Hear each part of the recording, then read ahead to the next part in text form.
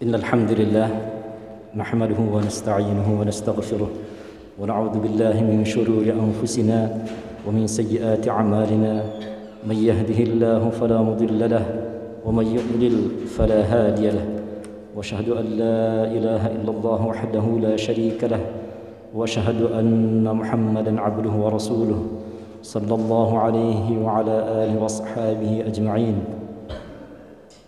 قال الله تعالى في كتابه الكريم: يا أيها الذين آمنوا اتقوا الله حق تقاته ولا تموتن إلا وأنتم مسلمون. وقال تعالى: يا أيها الذين آمنوا اتقوا الله وقولوا قولا سديدا يصلح لكم أعمالكم ويغفر لكم ذنوبكم ومن يطع الله ورسوله فقد فاز فوزا عظيما. أما بعد، فإن خير الحديث كتاب الله وخير الهدي هدي محمد صلى الله عليه وسلم وشر الأمور محدثاتها وكل محدثة بدعة وكل بدعة ضلالة. Khatib wasiatkan kepada diri khatib pribadi dan jamaah sekalian untuk senantiasa bertakwa kepada Allah Ta'ala. Allah Ta'ala berfirman: hai orang-orang yang beriman, bertakwalah kepada Allah sebenar-benar takwa kepadanya, dan janganlah sekali-kali kamu mati melainkan dalam keadaan beragama Islam. Ali Imran ayat 102. Ya ayyuhalladzina amanu taqullaha wa kunu ma'as sadiqin. Hai orang-orang yang beriman, bertakwalah kepada Allah dan hendaklah kamu bersama orang-orang yang benar. At-Taubah ayat 119. Ayyuhal mu'minun. Dari Abu Sa'id Al-Khudri radhiyallahu anhu, Rasulullah sallallahu alaihi wasallam bersabda, di kalangan masyarakat sebelum kalian ada seorang laki-laki yang telah membunuh 99 orang. Karena ingin bertaubat, ia bertanya kepada seseorang, di mana orang yang paling banyak ilmunya berada. Ia ditunjukkan kepada seorang pendeta, lalu ia mendatangi pendeta itu. Orang yang mengantar berkata kepada si pendeta, ia telah membunuh 99 orang. Apakah ia masih memiliki peluang bertaubat? Pendeta itu menjawab, tidak. Laki-laki pembunuh itu naik pitam lalu membunuh si pendeta. Dengan demikian ia telah membunuh 100 orang. Pembunuh itu bertanya kembali tentang keberadaan orang yang paling banyak ilmunya. Ia ditunjukkan kepada seorang ulama. Sesampainya di tempat ulama itu, orang yang mengantar berkata, ia telah membunuh 100 orang. Apakah masih terbuka pintu taubat baginya? Ulama itu menjawab, ya, tidak ada yang menghalangi Allah untuk menerima taubat. Berangkatlah ke daerah ini dan ini. Di sana ada kaum yang menyembah Allah. Beribadahlah bersama mereka. Jangan kembali ke lingkunganmu, karena lingkunganmu adalah lingkungan yang buruk dan penuh maksiat. Laki-laki itu berangkat memenuhi nasihat ulama itu. Di tengah perjalanan ia meninggal dunia. Malaikat rahmat dan malaikat azab bertengkar memperebutkannya. Malaikat rahmat berkata, dia telah datang dalam keadaan bertaubat. Hatinya tertuju kepada Allah, karena itu dia adalah bagianku. Malaikat azab berkata, dia belum melakukan kebaikan sedikit pun, karena itu dia bagianku. Kemudian datanglah seorang malaikat dalam bentuk manusia. Kedua malaikat itu mengangkatnya untuk menjadi penengah. Malaikat penengah berkata, ukurlah jarak dua tanah itu, tanah yang mengarah ke tempat pemberangkatan laki-laki yang akan bertaubat dan tanah yang akan dituju. Kemanakah dia lebih dekat? Maka laki-laki ini miliknya. Dua malaikat mengukur tanah tersebut. Setelah itu diketahui bahawa si pembunuh lebih dekat dengan tanah yang akan ditujunya. Dengan demikian malaikat rahmatlah yang berhak mengambilnya. Hadis muttafaqun alaih. Dalam riwayat Al-Bukhari disebutkan, "Fawahallahu ta'ala ila hadhihi an taba'adi wa ila hadhihi an taqarrabi." Wa qala, "Qisu ma bainahuma fawajaduhu ila hadhihi aqrabu bishibrin faghfir lah." Allah perintahkan bumi bagian maksiatnya untuk menjauh dan bagian menuju tempat nyata untuk mendekat. Lalu malaikat penengah tadi mengatakan, hitunglah jarak antara keduanya. Lalu mereka dapati bagian menuju tempat taatnya lebih dekat 1 jengkal. orang tersebut pun diampuni. Ibadallah, perhatikanlah betapa besar kejahatan dan tindak kriminal yang dilakukan orang ini. Bukan satu atau dua orang yang ia bunuh, tapi 100 orang. Belasan tahun lalu di Indonesia ada seorang dukun yang bunuh 42 orang. Kabar ini menggemparkan Indonesia. Bahkan bagaimana bisa ada orang yang begitu jahat membunuh sebanyak itu? Seandainya ada orang yang pembunuh 10 nyawa saja di kampung kita, mungkin sudah kita usir dari kampung kita dan kampung lainnya tidak mau menerimanya. Namun Allah Ta'ala yang maha luas kasih sayangnya, maha besar maafnya, kejahatan sebesar ini Dia maafkan dan ampuni. Tatkala pembunuh tersebut datang dan benar-benar bertaubat kepada Allah, ia benar-benar menyesal dan memohon ampunan, Allah yang maha penyayang ini mengampuninya, memuliakannya, bahkan memerintahkan bumi untuk mengatur jaraknya, mengutus malaikat penengah untuk meringankannya. Semua ini karena kasih sayang Allah, kemudian ketulusan taubat orang tersebut walaupun dia belum pernah melakukan kebaikan sama sekali. Karena itu, beruntunglah seseorang yang bertaubat kepada Allah dengan taubat yang tulus, benar-benar menyesali apa yang telah ia lakukan dari dosa dan kemaksiatan, karena dia memiliki Tuhan yang amat luas maaf dan ampunannya. Allah Ta'ala berfirman, wa tubu ilallahi jami'an ayyuhal mu'minun la'allakum tuflihun. Dan bertaubatlah kamu sekalian kepada Allah, hai orang-orang yang beriman, supaya kamu beruntung. Surah An-Nur ayat 31. Demikian juga dengan firman Allah Ta'ala, ya ayyuhalladzina amanu tubu ilallahi taubatan nasuha. Hai orang-orang yang beriman, bertaubatlah kepada Allah dengan taubatan nasuha, taubat yang semurni-murninya. Surah At-Tahrim ayat 8. Ibadallah, di antara karunia dan kasih sayang Allah kepada hamba-hambanya adalah Allah bergembira dengan taubat seorang hamba. Dia senang seorang hamba kembali kepada kebaikan dan mendekat dengan penciptanya. Seandainya tidak ada keutamaan taubat selain dari ini, maka sudah cukup taubat itu menjadi amalan yang agung.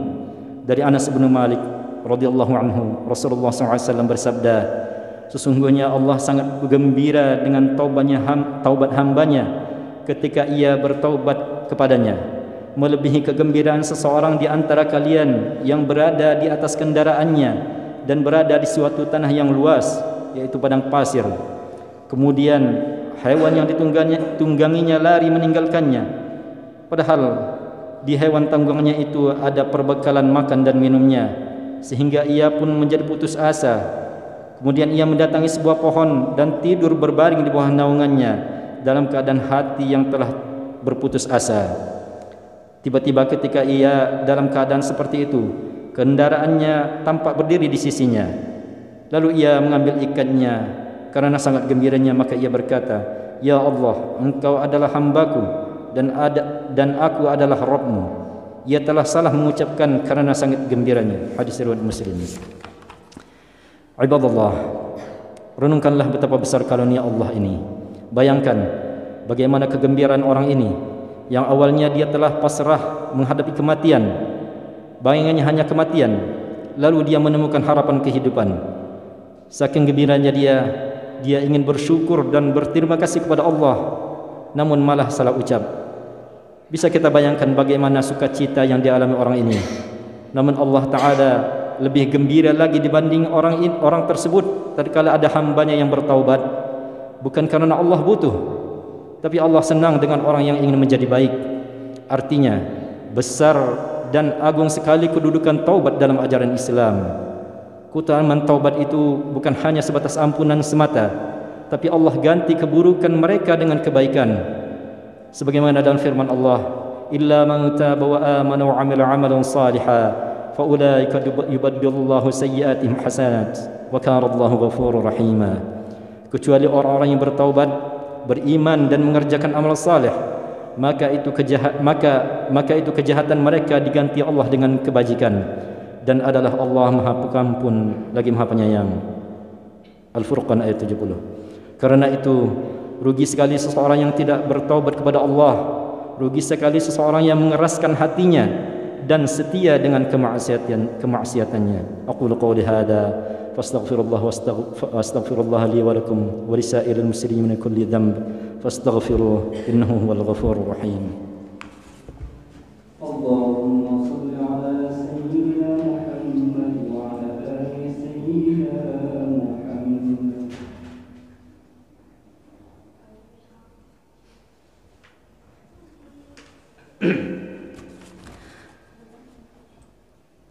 Alhamdulillah ala ihsanih wasyukru lahu ala taufiqihi wa amtinanihi wa ashhadu an la ilaha illallah ta'ziban li sya'nih wa ashhadu anna nabiyyana Muhammadan 'abduhu wa rasuluhu ad-da'i ila ridwanih sallallahu alaihi wa ala alihi wa ashabihi wa awanihi wa sallama tasliman katsira. Amma ba'd, fattaqullaha haqqa at-taqwa wa raqibuhu fi sirri wan najwa. Ayuhal mu'minun, mohonlah ampun dan taubat kepada Allah Ta'ala, karena kita ini sejatinya sangat butuh dengan maaf dan ampunannya. Saat seorang hamba merasa dirinya saleh dan tidak butuh taubat,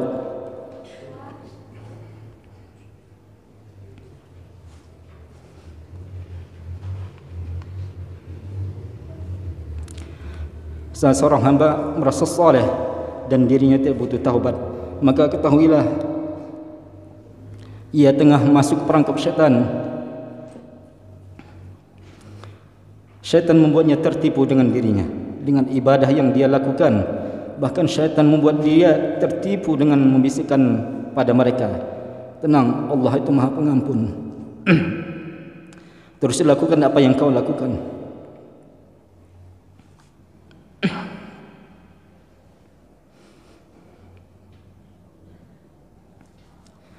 Padahal Nabi kita Muhammad sallallahu alaihi wasallam banyak sekali bertaubat kepada Allah.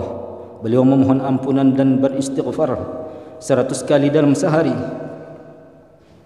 Padahal sudah menjadi jaminan ampunan dosa baik yang lalu maupun yang akan datang.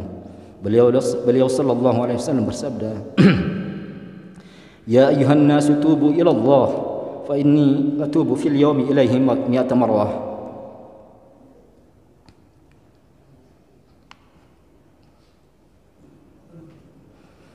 Wahai sekalian manusia,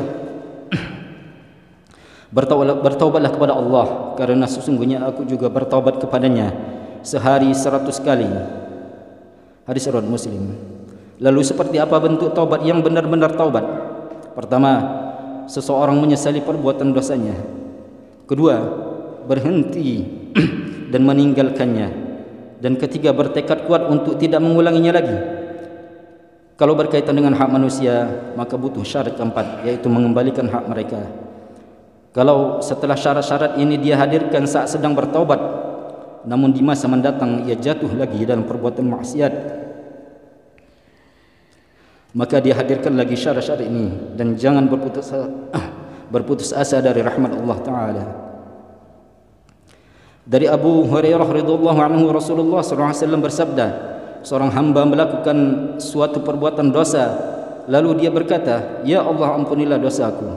Allah Tabaraka wa Ta'ala menanggapinya dengan berfirman, "Hambaku melakukan perbuatan dosa dan dia mengetahui bahawa dia memiliki Rabb yang mengampuni dosa." Orang tersebut melakukan perbuatan dosa lagi dan berkata, "Ya Allah, ampunilah dosaku." Allah Tabaraka wa Ta'ala berfirman, "Hambaku melakukan perbuatan dosa dan dia mengetahui bahawa dia memiliki Rabb yang mengampuni dosa." Kemudian dia melakukan dosa lagi. Allah berfirman, Aku telah mengampuni hambaku ini, biarlah dia berbuat apa yang dia inginkan." Hadis muttafaqun alaih. Firman Allah, biarlah dia melakukan apa yang dia inginkan, maksudnya adalah selama hamba tersebut menyesal, bertaubat dan kembali kepada Allah tatkala melakukan maksiat, dia tidak ridha dengan dosanya tersebut, dia menyesali namun tidak mampu ia tinggalkan dosa tersebut, ia terus mengulang-ulangi taubatnya dan tidak menyerah kepada syaitan untuk membuatnya putus asa dari rahmat Allah. Ibadallah, mari kita bertaubat kepada Allah dengan taubat yang tulus sebelum kematian menjemput kita.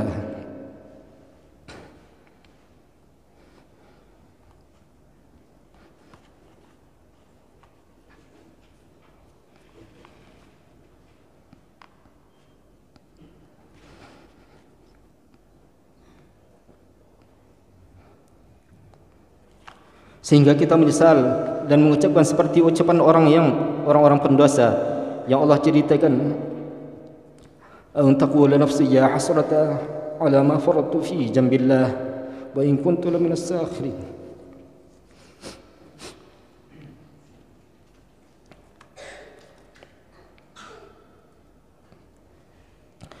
Supaya jangan ada orang yang mengatakan, amat besar penyesalanku atas kelalaianku dalam menunaikan kewajiban terhadap Allah, sedang Allah sedang aku sesungguhnya termasuk orang-orang yang memperolok-olokkan agama. Demikian juga firman Allah, wa anfiqu mimma razaqnakum min qabli an ya'tiya ahadakumul maut فيقول رب لولا أخرتني إلى أجل قريب فأصدق وأكن من الصالحين ولن يؤخر الله نفسا إذا جاء أجلها والله خبير بما تعملون. Dan belanjakanlah sebagian dari apa yang telah kami berikan kepadamu sebelum datang kematian kepada salah seorang di antara kamu. Lalu ia berkata, ya Rabbku, mengapa engkau tidak menanggungkan kematianku sampai waktu yang dekat?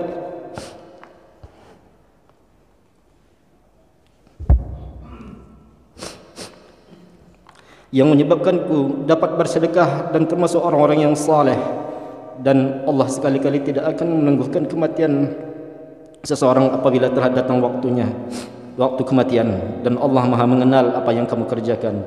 Al-Munafiqun ayat 10 ayat 11. Innallaha malaikatahu yusalluna 'alan nabi ya ayyuhalladzina amanu sallu 'alaihi wa sallimu taslima. Wa qala sallallahu 'alaihi wasallam man shalla 'alayya salatan wahidatan sallallahu 'alaihi biha 'ashran. Allahumma salli 'ala Muhammad wa 'ala ali Muhammad kama shallaita 'ala Ibrahim wa 'ala ali Ibrahim innaka Hamidum Majid. Allahumma barik 'ala Muhammad wa 'ala ali Muhammad kama barakta 'ala Ibrahim wa 'ala ali Ibrahim innaka Hamidum Majid. اللهم اغفر للمسلمين والمسلمات والمؤمنين والمؤمنات الأحياء منهم والأموات إنك سميع قريب مجيب الدعوات فيا قاضي الحاجات. اللهم ادفع عنا البلاء والوباء والغلاء والفحشاء والمنكر والبغي والسيوف المختلفة والشدائد والمنحن ما ظهر منها وما بطن من بلدنا هذا خاصة ومن بلدان المسلمين عامة إنك على كل شيء قدير. ربنا لا تؤاخذنا إن نسينا أو أخطأنا ربنا ولا تحمل علينا إصرا كما حملته على الذين من قبلنا ربنا ولا تحملنا ما لا طاقة لنا به واعف عنا واغفر لنا وارحمنا أنت مولانا فانصرنا على القوم الكافرين. اللهم أحسن عاقبتنا في الأمور كلها وأجرنا من خزي الدنيا وعذاب الآخرة. اللهم آت نفوسنا تقواها وزكها أنت خير من زكاها إنك على كل شيء قدير. اللهم إنا نسألك الهدى والتقى والعفاف والغنى. اللهم ارزقنا الإخلاص والثبات والاستقامة على دينك وعلى سنة نبيك صلى الله عليه وسلم. اللهم ارزقنا حسن الخاتمة. اللهم اجعل خير عمل خواتمنا. ربنا آتنا في الدنيا حسنة وفي الآخرة حسنة وقنا عذاب النار. والحمد لله رب العالمين. عباد الله إن الله يأمر بالعدل والإحسان وإيتاء ذي القربى وينهى عن الفحشاء والمنكر والبغي يعظكم لعلكم تذكرون. فاذكروا الله يذكركم واشكروه على نعمه يزدكم ولذكر الله أكبر والله يعلم ما تصنعون. أقيموا الصلاة.